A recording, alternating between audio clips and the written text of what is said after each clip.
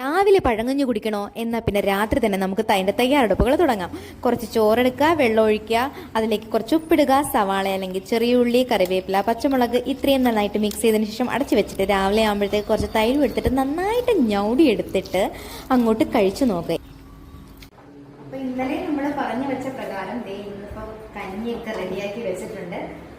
അപ്പം എന്ന് പറഞ്ഞു കഴിഞ്ഞാൽ ഇത് നമ്മുടെ സൂപ്പർ മാങ്ങാച്ചാറാണ്. മാങ്ങാച്ചാറും തൈരും കൂട്ടിയിട്ട് നമുക്ക് കുടിക്കാമല്ലോ. അപ്പം ഞാൻ രാവിലെ എണീറ്റ് വേഗം നല്ല തൈരൊക്കെ ഇട്ട് വെച്ചായിരുന്നത് കാണിച്ചല്ലോ. അപ്പോൾ കുറച്ച് ഇതിന് ഒഴിക്കണം, നമുക്ക് ആവശ്യമുള്ളത് എടുക്കാം. എന്നിട്ട് കുറച്ചും കൂടെ ഇങ്ങനെ വെള്ളം കാണുമ്പോഴേ വായിൽ വെള്ളം വരുന്നുണ്ട്. എപ്പോഴും നമ്മൾ കഴിച്ചില്ലെങ്കിലും വല്ലപ്പോഴൊക്കെ ഇങ്ങനെ കഴിക്കുന്നത് രസമല്ലേ. അപ്പം നല്ല മാങ്ങാച്ചാറുണ്ട്,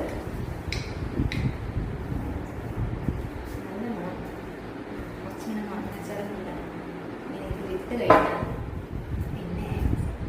പിന്നെ ഒരു രക്ഷയില്ല. ഈ സ്പൂണൊക്കെ അങ്ങോട്ട് നമുക്കൊന്ന് എടുത്ത് കളയാം. എന്നിട്ടത് ഇങ്ങനെ വെച്ചിട്ട് അങ്ങോട്ട് വെക്കുക. അപ്പം തന്നെ അതിൻ്റെ ഒരു കൺസിസ്റ്റൻസി ഉണ്ടോ എങ്ങനെ ഇരിക്കുന്നതെന്ന് കാണിച്ചാൽ. അപ്പം വാ പെട്ടെന്നല്ലേ.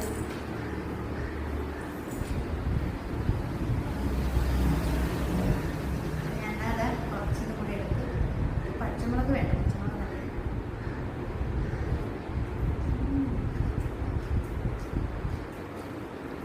ഒരു രക്ഷയില്ല. അച്ചു കുറച്ച് നിനക്ക് വായി വെച്ച് തരാം.